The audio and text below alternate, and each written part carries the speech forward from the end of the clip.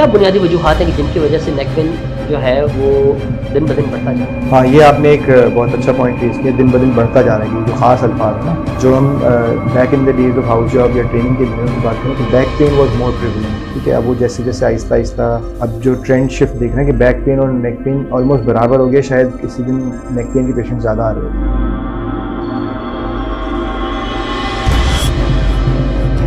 अस्सलाम वालेकुम। चैनल 99 पर प्रोग्राम है हेल्थ इज लाइफ और मैं हूं यासिर अब्बास।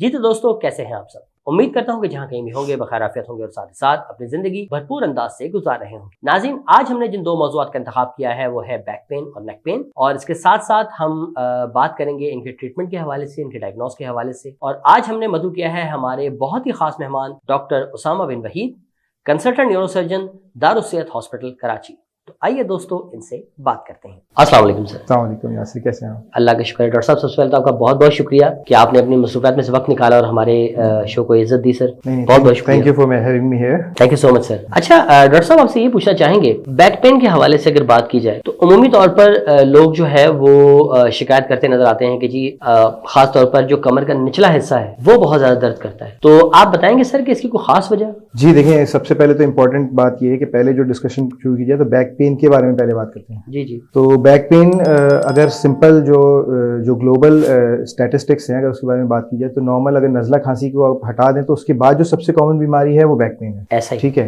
और अगर आप जो निचले हिस्से की बात करें तो जो निचला हिस्सा है वो लोड बियरिंग में सबसे ज्यादा वेट उसके ऊपर ट्रांसफर हो रहा होता है। यानी पूरी बॉडी का वेट निचले हिस्से के ऊपर आके सबसे ज्यादा लोड ट्रांसफर हो रहा है। तो यही वजह है कि ये सबसे ज्यादा मुतासिर होने वाली जगह। ठीक, तो डॉक्टर साहब इसके हवाले से अगर बात की जाए तो नॉर्मली कई लोग ऐसे हैं जो अवॉइड बहुत ज्यादा करते हैं, तो आपका इसके बारे में क्या कहना है कि कमर दर्द जो आम कमर दर्द है तो क्या इसे अवॉइड करना चाहिए इतना ज्यादा? देखिए, कमर दर्द को अवॉइड नहीं करना चाहिए, उस पर तवज्जो देना जरूरी है कि उसको आप अगर बर वक्त इलाज और एहतियात शुरू कर दी जाए तो बेहतर है, वरना वो आगे जाके परेशान कुन हालात पैदा कर सकता है। इसलिए कमर दर्द पे तवज्जो देनी चाहिए, जब वो इनिशिएट हो जाए तब से ही तवज्जो दे देना शुरू चाहिए। ठीक, तो डॉक्टर साहब सबसे पहले अगर हम इसकी डायग्नोस के हवाले से बात करें तो कोई पेशेंट अगर आपके पास उसकी कंप्लेन लेकर के आता है आम कमर दर्द के हवाले से तो आप सबसे पहले क्या सजेस्ट करते हैं? पहले तो कंप्लेन यानी हिस्ट्री ली जाती है कि मरीज को किस किस्म का दर्द है, कहाँ से शुरू होता है, कहाँ तक जाता है, एक जगह पे मौजूद होता है, किस तरह खराब होता है, किस तरह बेहतर होता है, ये सारी चीजें। फिर उसके बाद जब एक मुआयना किया जाता है मरीज का, और उस मुआयने के बाद अगर जरूरत पड़ती है तो फिर फर्दर इन्वेस्टिगेशन एडवाइस की जाती है, नहीं तो फिर टेबलेट्स और लाइफस्टाइल मॉडिफिकेशंस बताई जाती हैं। अच्छा डॉक्टर साहब, अमूमी तौर पर ये भी देखा गया है कि MRI या CT स्कैन भी जो है वो सजेस्ट किया जाता है पेशेंट को, तो आप इस बात से किस हद तक इत्तेफाक करते हैं? देखिए, MRI या CT स्कैन या इवन एक्सरेज जो हैं ये कमर दर्द के जो सही डायग्नोसिस बनाने के लिए सबसे इंपॉर्टेंट टूल्स यही है। तो ये तो एक तरह से ज़रूरी चीज़ है, लेकिन अमूमन जो अगर स्टैटिस्टिक्स के बारे में अगेन वही बात की जाए तो 2% ऑफ द जो बैक पेन है 2% वो है किसी ऑपरेटिव वजह से, और 98% का ट्रीटमेंट वगैरह ऑपरेशन के जरिए, कंजर्वेटिव मैनेजमेंट के जरिए। लेकिन for the sake of diagnosis investigations are very important. X rays MRIs वगैरह के करवाना इंतहाई जरूरी है ताकि एक चीज को इग्नोर ना किया जाए, पता लग सके कि वजह क्या है इस बैक पेन की, और फिर उसी हिसाब से ट्रीटमेंट डिसाइड किया जाए। ठीक।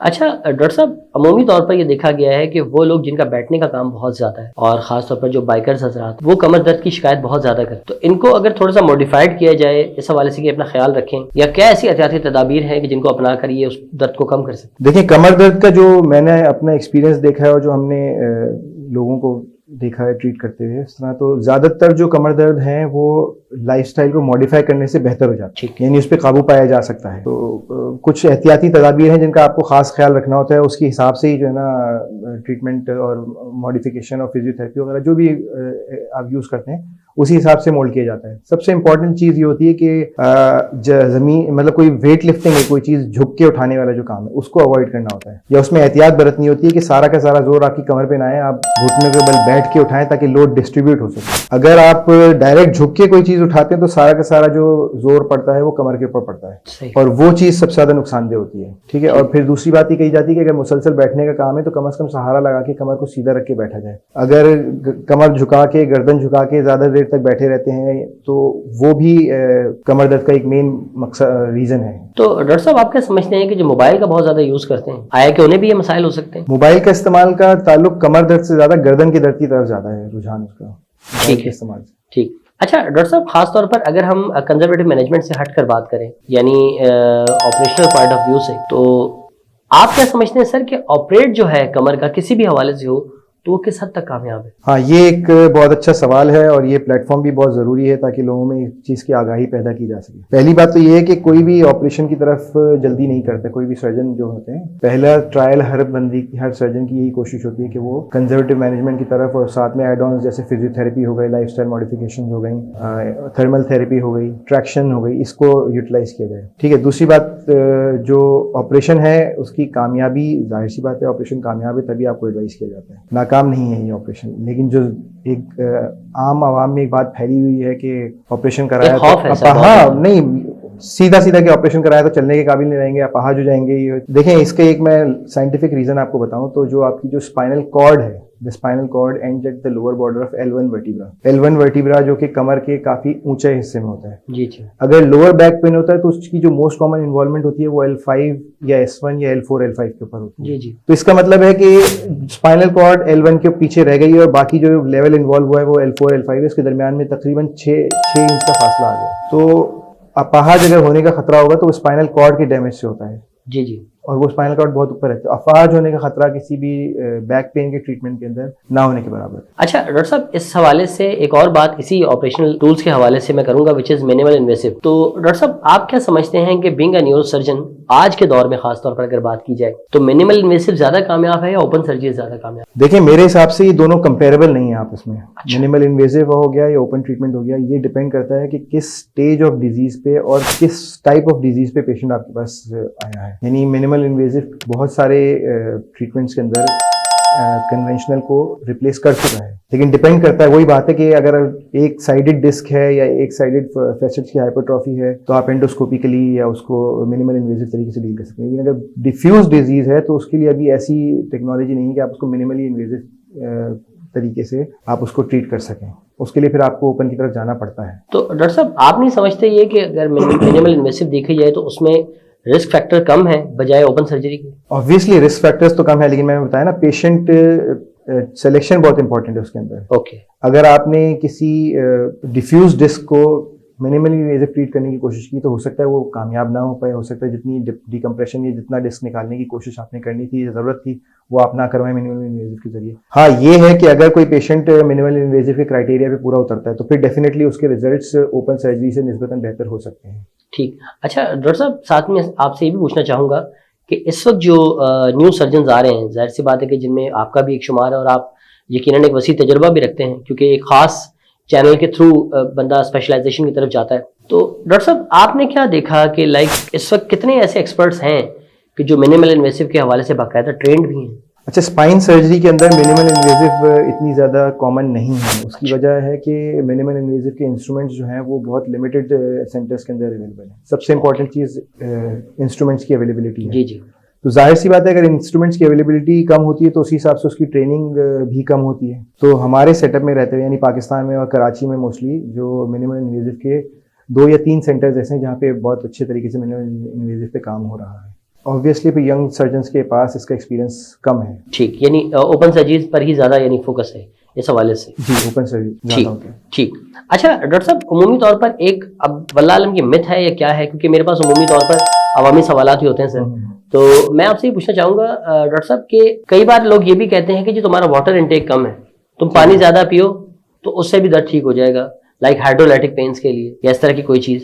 तो आप क्या इस बात से इत्तफाक करते हैं सर? देखें, बैक पेन का पानी के इंटेक से बहुत कम ताल्लुक है। वैसे वाटर इंटेक का किसी भी पेन से रिलेटेड ताल्लुक हो सकता है, लेकिन बैक पेन से रिलेटेड उसका थोड़ा ताल्लुक कम है। लेकिन वही बात है कि पानी का इंटेक कम से कम 2 से 3 लीटर पानी का इंटेक रिकमेंडेड है हर हाल में। Hydration is very important. Neck pain के हवाले से अगर बात की जाए तो ऐसी क्या बुनियादी वजूहात हैं कि जिनकी वजह से नेक पेन जो है वो दिन ब दिन बढ़ता जा रहा है? हाँ, ये आपने एक बहुत अच्छा पॉइंट रेज किया, दिन ब दिन बढ़ता जा रहा है। ये जो खास अल्फाज है ना, जो हम back in the days of house job या ट्रेनिंग के दिनों की बात करें तो back pain was more prevalent. ठीक है, अब वो जैसे जैसे आहिस्ता आहिस्ता अब जो ट्रेंड शिफ्ट देख रहे हैं कि बैक पेन और नेक पेन ऑलमोस्ट बराबर हो गया। शायद किसी दिन नेक पेन के पेशेंट ज्यादा आ रहे होते हैं ऐसे। तो जो इस चीज को थोड़ा हमने गौर जब किया तो उस पर जो मोबाइल फोन का या मुसलसल कंप्यूटर के इस्तेमाल का, ये एक बहुत बड़ा फैक्टर है जिससे नेक पेन में बहुत ज्यादा हिसाब। मोबाइल फोन और ज्यादातर कंप्यूटर गेमिंग वगैरह। तो डॉक्टर साहब इसमें यानी बैंकर्स, तो मेरे ख्याल से बैंकर्स और आईटी वाले जो हैं ये तो सबसे पहले आएंगे। हाँ, ये लोग बहुत ज्यादा है। ये एक तरह से मुझे अब ऐसा लगने लग गया जैसे ये कुछ नेक पेन या बैक पेन को आप ऑक्यूपेशनल डिजीज भी कह सकते हैं। अब जिनका कंप्यूटर के ऊपर लगातार तकरीबन 6-6 घंटे 8-8 घंटे, कुछ लोग हैं जो मुसलसल कंप्यूटर स्क्रीन के सामने बैठ के 6-6 8-8 घंटे अपना काम करते हैं विदाउट एनी ब्रेक। जी जी। तो उन लोगों में तो नेक पेन, शोल्डर पेन बहुत ज्यादा प्रेवलेंट है। आम आवाम में जो पाया जाता है वो अगर जैसे नॉर्मल, तो वो यंगस्टर्स के अंदर पाया जाता है जिनका मोबाइल का इस्तेमाल बहुत ज्यादा है। जी, तो अक्सर लोग मोबाइल पे ही गेमिंग का रुझान भी बढ़ गया है, चैटिंग का रुझान भी बढ़ गया है, सोशल मीडिया, तो उस वजह से नेक पेन जो यंगस्टर्स के अंदर बहुत ज्यादा कॉमन हो गया है। डॉक्टर साहब इवन आप देखिए, आप ही की बात को मैं सेकंड करूंगा इस हवाले से कि टीवी भी इवन लोग अब जो है वो मोबाइल में ही देखने लगे हैं।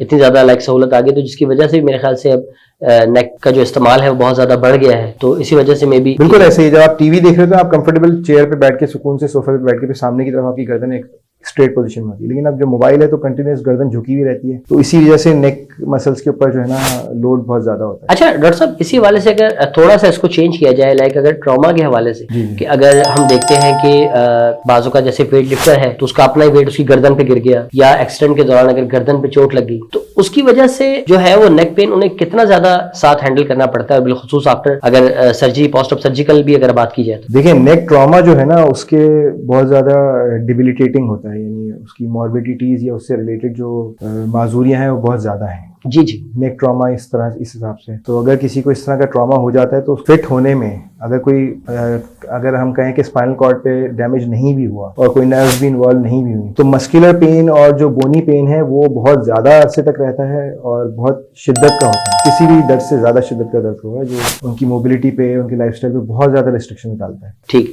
अच्छा, तो डॉक्टर साहब डायग्नोस के हवाले से देखा जाए तो ऑलमोस्ट दोनों का सेम। जी हाँ, डायग्नोसिस में वही एक्सरे, सीटी स्कैन, एमआरआईज, मेन जो डायग्नोस्टिक टूल्स हैं वो दोनों भी इसी तरह लागू होते हैं। ठीक।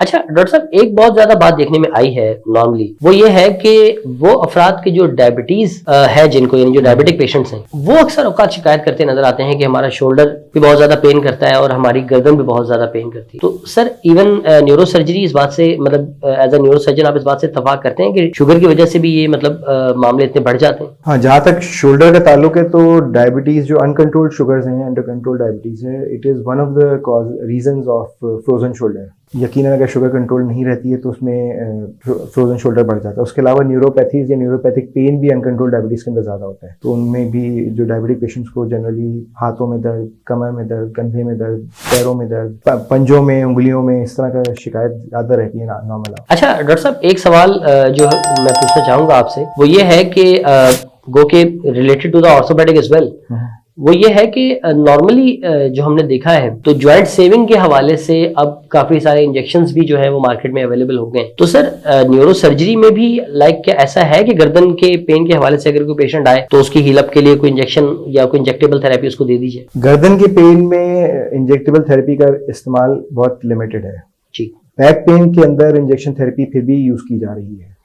गर्दन के दर्द में it is very less likely कि उसको इस्तेमाल किया, लेस प्रेवलेंट है। ठीक, यानी बहुत ज्यादा, यानी इतनी आम नहीं है, ये कहना चाह रहे हैं? गर्दन के लिए इतनी आम नहीं, कमर के लिए ये काफी तौर पे इस्तेमाल की जाती है। ठीक, तो डॉक्टर साहब ये भी बताइए कि कंजर्वेटिव मैनेजमेंट में कवर अप हो जाता है नेक पेन? अच्छा, नेक पेन जो है ज्यादातर कंजर्वेटिव मैनेजमेंट पे रिस्पॉन्ड बेहतर करता है। अच्छा, नेक में ऑपरेटिव केसेस बहुत कम होते हैं कंपेयर टू बैक। तो डॉक्टर साहब एक बहुत ज्यादा एक डिफॉर्मिटी भी देखने को आई है, वो ये आई है कि पोस्ट ऑपरेटिव बिलखुसूस जो सर्वाइकल रीजन के होते हैं उनके यहाँ अमूमन वो शिकायत करते नजर आते हैं कि जी हमारी टांगे भी सुन रहती हैं और हमारे हाथ भी सुन रहते हैं। आप इस हवाले से क्या कहते हैं? ये फिर वही बात डिपेंड करती है कि कॉज क्या थी और ऑपरेशन किस नौयत पे हुआ है, ये सारी चीजें डिपेंड करती है। किसी एक रिलेटेड को उसको एक जगह पे नहीं डाला जा सकता कि किसी एक ऑपरेशन की वजह से हर ऑपरेशन में यही मसला, ऐसा नहीं है। वो डिपेंड वही करता है कि क्या कॉज थी जिसकी वजह पे क्या ऑपरेशन किया गया है, चाहे ट्यूमर था, चाहे डिस्क थी, चाहे ट्रॉमा था, तो उसकी वजह से है ये सारा।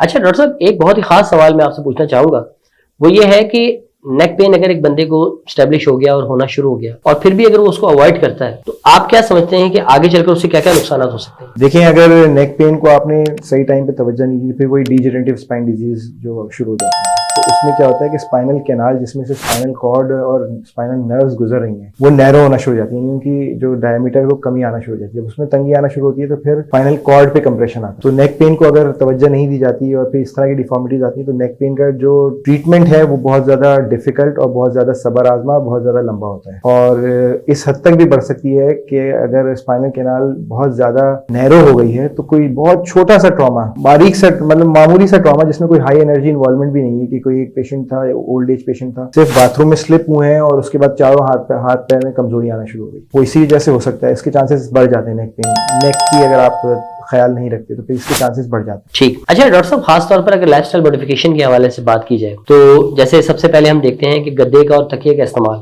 आप इस हवाले से क्या सजेस्ट करेंगे? देखें, जो इसका तकिए का एक बहुत बड़ा रोल है इसके अंदर। तकिया, इंपॉर्टेंट बात यह है कि आप बहुत ज्यादा मोटा तकिया नहीं लेंगे, ठीक है। और दूसरी चीज ये है कि बहुत ज्यादा नरम भी नहीं होना चाहिए तकिया। तकिए की हाइट भी एक नॉर्मल होनी चाहिए, एवरेज हाइट होनी चाहिए और उसकी जो यानी सॉफ्टनेस है वो भी ना बहुत ज्यादा हार्ड होना चाहिए ना बहुत ज्यादा सॉफ्ट होना चाहिए, दरमियाना, सख्ती भी दरमियानी होनी चाहिए और हाइट भी दरमियानी होनी चाहिए।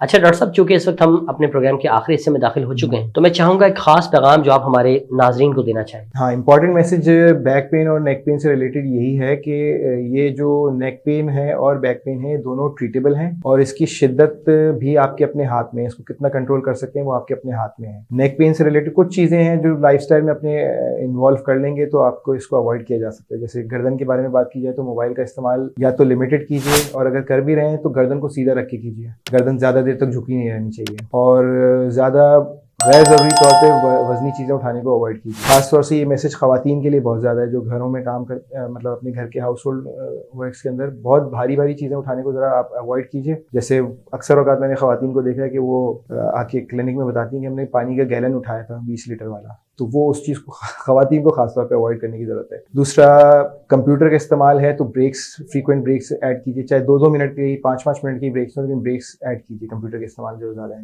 बैक पेन से रिलेटेड वही बात आ गई कि झुक के कोई भी चीज़, भारी चीज़ें उठाने से अवॉइड कीजिए। घुटने के बल बैठ की चीज़ें उठाइए ताकि घुटने और कमर के दरमियान में वेट डिस्ट्रीब्यूट हो सके। कुर्सी पे बैठें, बगैर सहारे वाली कुर्सी पे ना बैठें, ज़मीन को बैठने को अवॉइड कीजिए और कुर्सी पे भी बैठें तो इस तरह बैठें कि आपकी बैक बिल्कुल कुर्सी की बैक के साथ जुड़ी हुई और कमर की और गर्दन की लाइन में एक स्ट्रेट अलाइनमेंट में अंदर हो। और अपनी ज़िंदगी के अंदर, अपनी लाइफस्टाइल के अंदर, रूटीन के अंदर हल्की फुल्की एक्सरसाइज और कैल्शियम इंटेक को लाजमी जुज़ बनाइए। दूध का इस्तेमाल बढ़ाइए, दही का इस्तेमाल बढ़ाइए और अगर ये चीज़ें करना मुश्किल है तो फिर कैल्शियम सप्लीमेंट्स अपनी लाइफ के अंदर ऐड कीजिए। डॉक्टर साहब का बहुत बहुत शुक्रिया कि आपने अपनी मसरूफियत में वक्त निकाला। एक बार फिर इंतहाई मशकूर, इंतहाई ममनून कि आपने वक्त दिया। Thank you so very much. Thank you. जी हाँ नाज़रीन, ये थे doctor Usama bin Waheed, consultant neurosurgeon, Darulsehat hospital Karachi. आपको हमारा प्रोग्राम कैसा लगा? अपनी राय का इजहार जरूर कीजिएगा और साथ साथ एक अपील कि अगर अभी तक आपने हमारा चैनल सब्सक्राइब नहीं किया तो उसे जरूर सब्सक्राइब कीजिए और साथ ही साथ बेल आइकन को लाजमी दबाइए ताकि हमारा हर नया नोटिफिकेशन आप तक बर वक्त पहुंच सके। अपने मेज़बान यासिर अब्बास को दीजिए इजाज़त। अल्लाह हाफिज़।